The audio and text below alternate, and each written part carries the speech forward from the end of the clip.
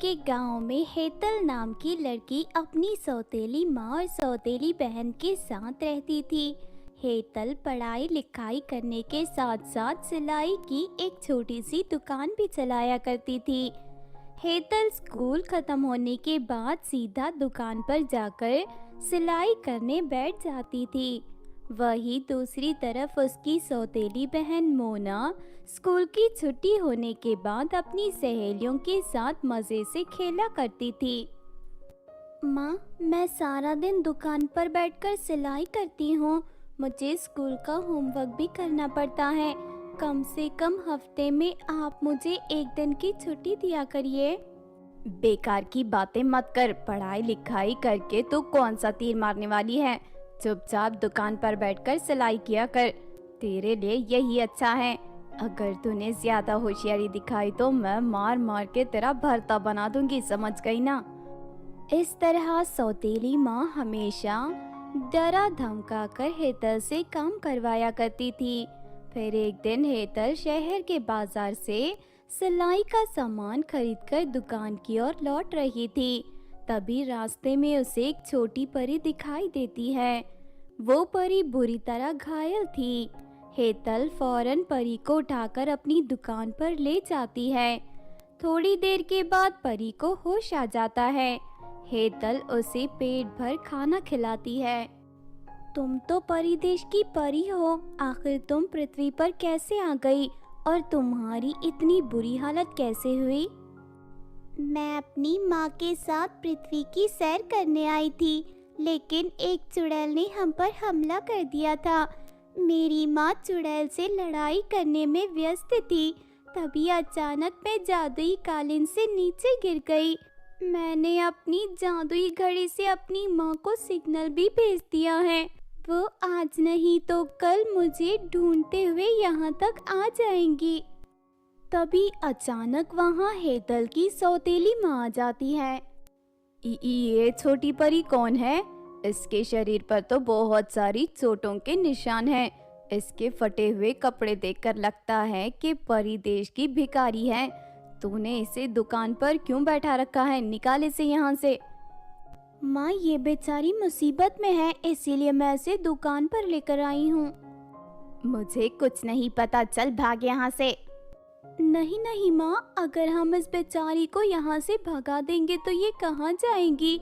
ये अपनी माँ से बिछड़ चुकी है। मुझे इन बातों से कोई मतलब नहीं है। तो इसी वक्त यहाँ से भगा, वरना मैं तुझे हमेशा के लिए भगा दूंगी। ये सुनकर छोटी परी दुखी होकर रोने लगती है।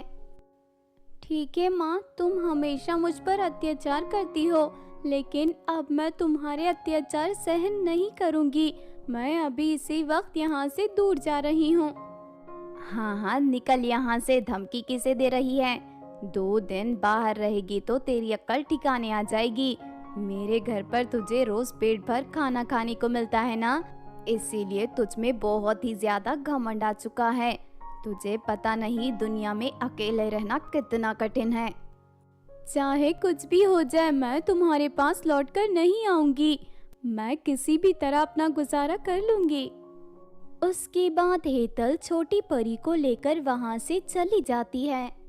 मुझे माफ कर दो दीदी, मेरी वजह से तुम्हें बहुत तकलीफ उठानी पड़ रही है। कोई बात नहीं, मेरी सौतीली माँ बहुत ही ज्यादा बुरी है। वो हमेशा मुझे परेशान किया करती थी। थोड़ी दूर चलने के बाद हेतल को एक बहुत घना पेड़ दिखाई देता है। हमारे रहने के लिए ये जगह बहुत अच्छी है। उसके बाद हेतल ढेर सारी लकड़ियां इकट्ठे करके पेड़ के नीचे एक छोटी सी झोपड़ी तैयार कर लेती है। तुम्हें बहुत भूख लगी होगी ना? हाँ दीदी, मुझे बहुत भूख लगी है। भूख के मारे मेरा पेट बहुत ही ज्यादा दर्द कर रहा है। देखो, मेरे पास पैसे तो नहीं है, लेकिन हुनर है। चलो पास के बाजार में चलते हैं।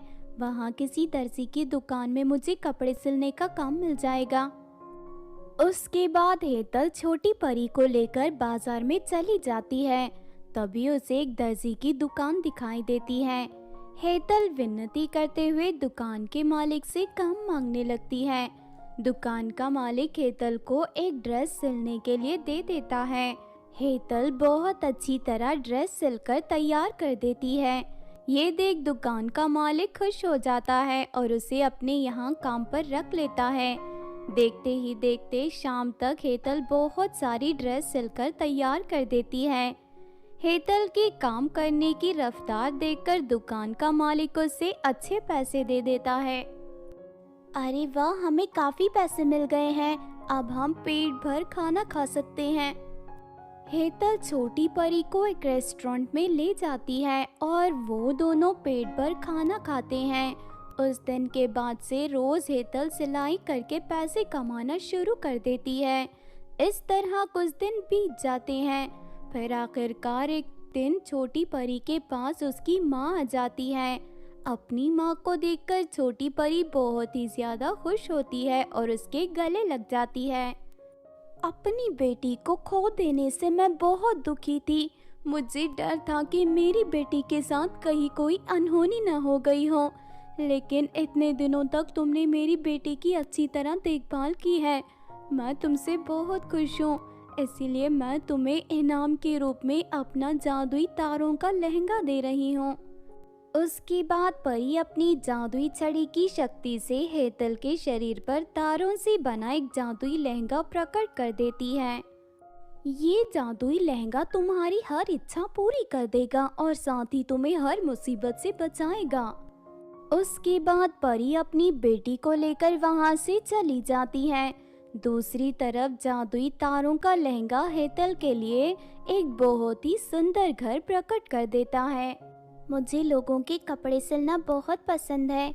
तुम मेरे लिए एक जादुई सिलाई मशीन प्रकट कर दो, जिससे आमदनी करने के साथ साथ मैं गरीबों के लिए मुफ्त में कपड़े बना सकूं। हेतल की ये बात सुनकर जादुई तारों का लहंगा वहां पर एक जादुई सिलाई मशीन प्रकट कर देता है। फिर उस दिन के बाद से हेतल जादुई सिलाई मशीन में एक से बढ़कर एक सुंदर कपड़े बनाना शुरू कर देती है। सुंदर कपड़ों को बेचने के साथ साथ वो गरीब लड़कियों के लिए भी कपड़े बनाकर उनके बीच बांटा करती थी।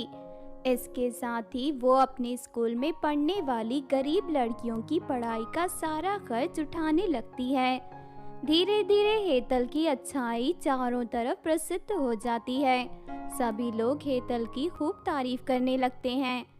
दूसरी तरफ हेतल की सौतेली माँ अपनी घमंडी स्वभाव के चलते ग्राहकों से अच्छा बर्ताव नहीं करती थी, जिस वजह से कुछ ही दिनों में उसकी सिलाई की दुकान पूरी तरह बंद हो जाती है।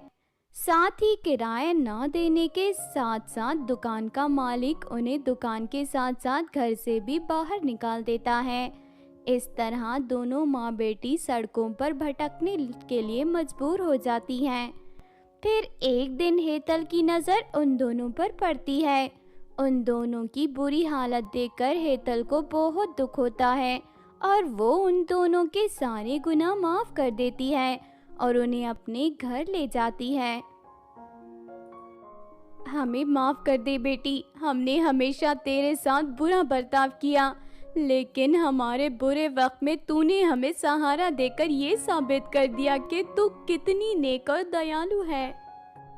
कोई बात नहीं माँ, ये तो मेरा फर्ज था। मेरे रहते आप दोनों को कभी कोई तकलीफ नहीं होगी। मैं हमेशा आप दोनों का ख्याल रखूंगी, क्योंकि मुझे भी माँ और बहन का प्यार चाहिए। इस तरह सब कुछ ठीक हो जाता है। हेतल अपनी अच्छाई के चलते सभी का दिल जीतकर हंसी खुशी रहने लगती है। किसी गांव में आरती